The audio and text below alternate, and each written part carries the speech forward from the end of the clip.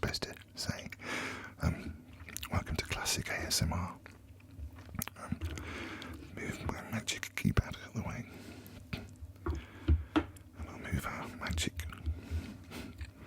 coaster over there. And we'll have a little look at this. Thank you so much for, everything. The fact that you're listening to this is brilliant. And I can't believe we've now got 600 followers, which is, it's taken a couple of months, if that. Even though I set this channel up a long time ago, I only did one video or two videos, and then about 5 years later came back to it.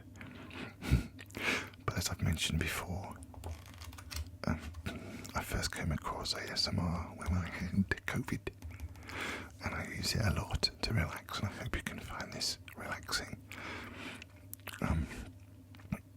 I'm going to go back to the Charles Dickens story that we started a while ago, and I have got this kind of clever, smart writing notebook that we'll have a look at. And you may know that the whole point of this is to try and, if we get to 1,000 followers, then I think we can get monetized, and we're basically running a small theatre charity, a not-for-profit company in England, and any fees or royalties or however it works, I'm not sure actually, but however that works, we're going to use that to do some new writing, which we might actually put on here as well. Excuse me, still sniffling. However, also you may remember I've been helping a few friends actually, with audition speeches. They're about to make a new film called Hamlet, based on the book by Maggie O'Farrell, and I helped a young actor with Mom got in touch with some advice about Hamlet.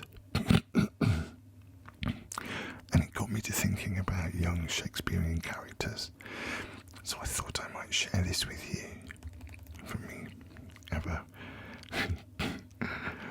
steady Penguin Classics William Shakespeare book. And it's from a play. I should just say that I left school at 15 without any qualifications, so I came to Shakespeare very late, but it held no fear for me. And I saw a film of Henry V by Kenneth Branagh actually, and I thought this is rather good.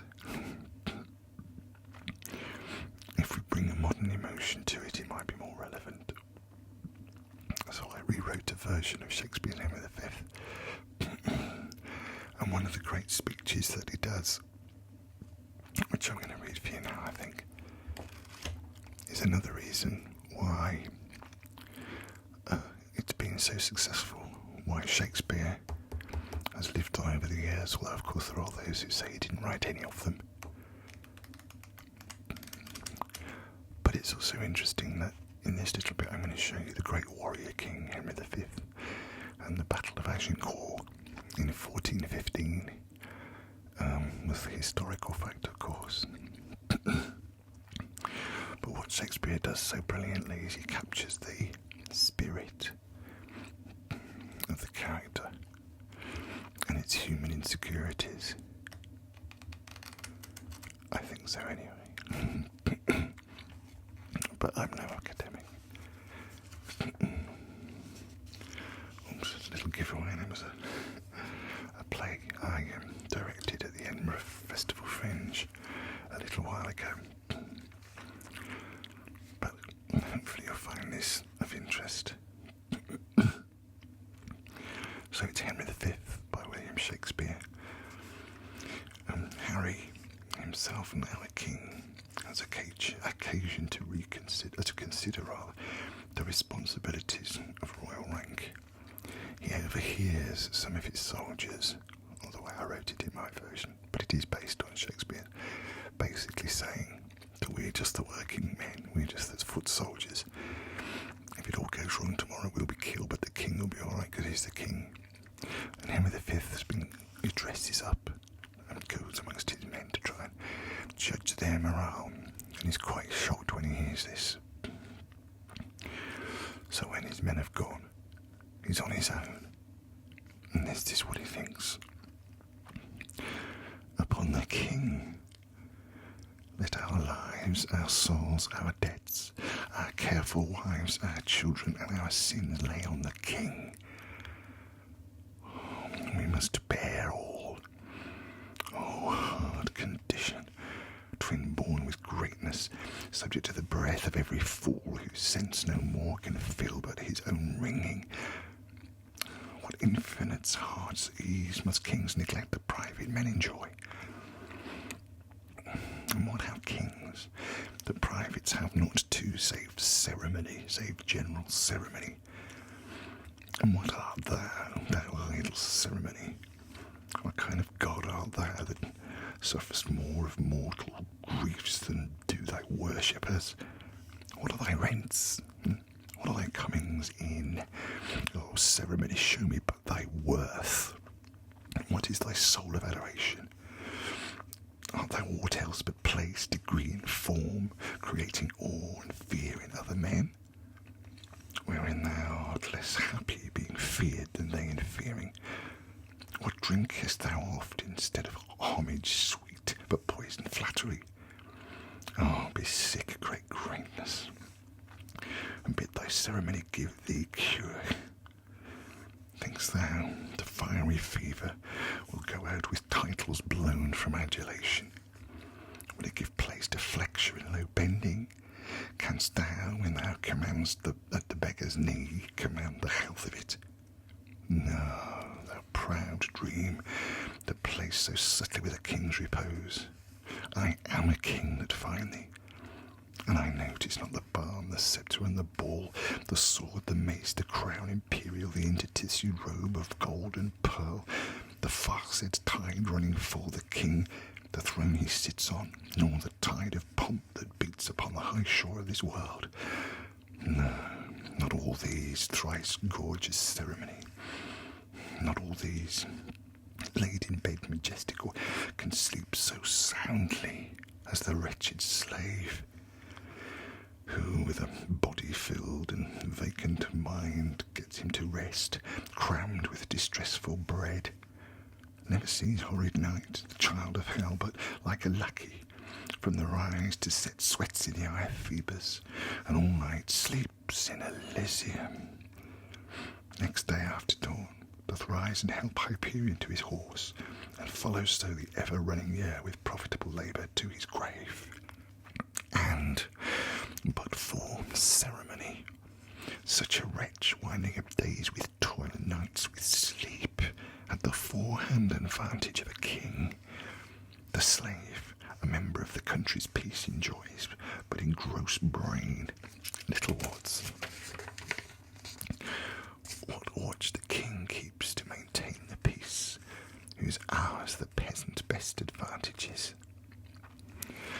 And then in my little version, okay, this will not be a day for careful reckoning.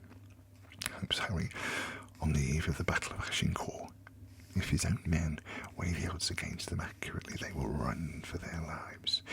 While if God weighs his father's crimes truly, he will strike him from his throne. And this is a lovely, lonely soliloquy by Henry V. O God of battles, steel my soldiers' hearts, possess them not with fear, take from them now the sense of reckoning, if the opposing numbers pluck their hearts from them. Not today, O Lord, oh, not today, think upon the fault my father made encompassing the crown. I, Richard's body, have interred new, and on it have bestowed more contrite tears than from it issued foresaid drops of blood. 500 poor I have in yearly pay, who twice a day their withered hands hold up towards heaven to pardon blood. And I have built 2 chantries where the sad and solemn priests sing still for Richard's soul. More will I do. All that I can do is nothing worth, since that my penitence comes after all, imploring pardon. And in my little version, we have a voice off shouting, "My Lord." And Henry V says, "I hear my brother's voice." And he turns back to God. I know they task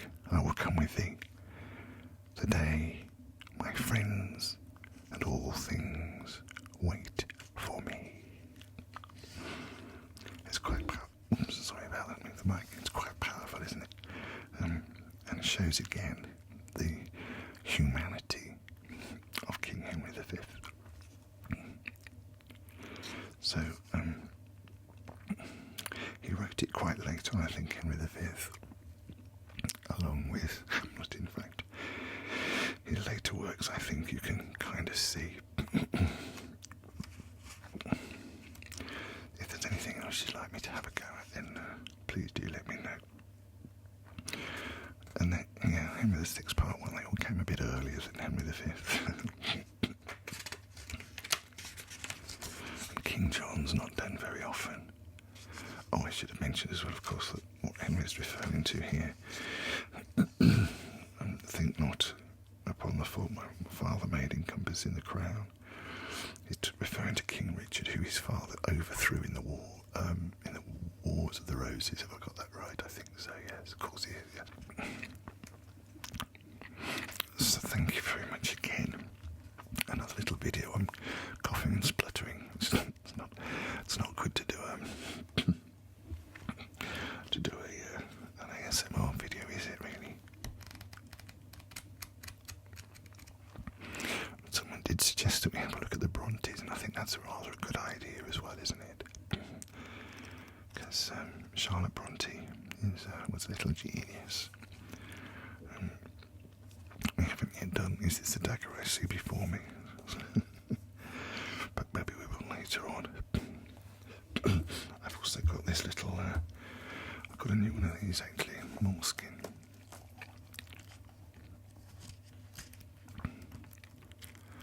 And this works, as I say. This is a classic collection, but over here, let me see if I can show you, where is it? This is a smart tablet. A moleskin smart tablet. I won't bore you with what's sort of in here. I've got some notes for a play I'm working on at the moment. But I will be showing you how this works. I was going to do it today, but I actually left the pen, the smart pen that comes with this, I left it back at home charging. I didn't realise I'd forgotten to bring it in. But it's quite interesting. Oops, crikey, sorry about that. And I shall endeavour to show it to you next time. Sticker from a play I directed, same one as earlier. But thank you so much for your company with this, and thank you so much if you have subscribed. Tell your friends. I'm not sure what you're supposed to do officially on YouTube. You're supposed to press the bell and click the button down here. No, down here, is it? You know better than I do.